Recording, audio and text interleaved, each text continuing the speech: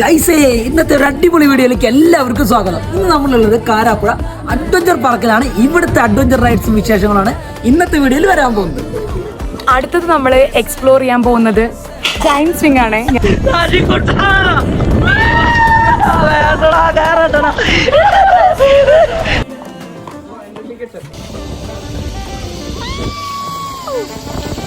കേരളത്തിലെ ഏറ്റവും വലിയ ലോങ്ങസ്റ്റ് സീ പ്ലെയിൻ എവിടെയാണെന്ന് അറിയാം. അതാണ് നമ്മളിന്ന് എക്സ്പീരിയൻസ് ചെയ്യാൻ വന്നിട്ടുള്ളത്.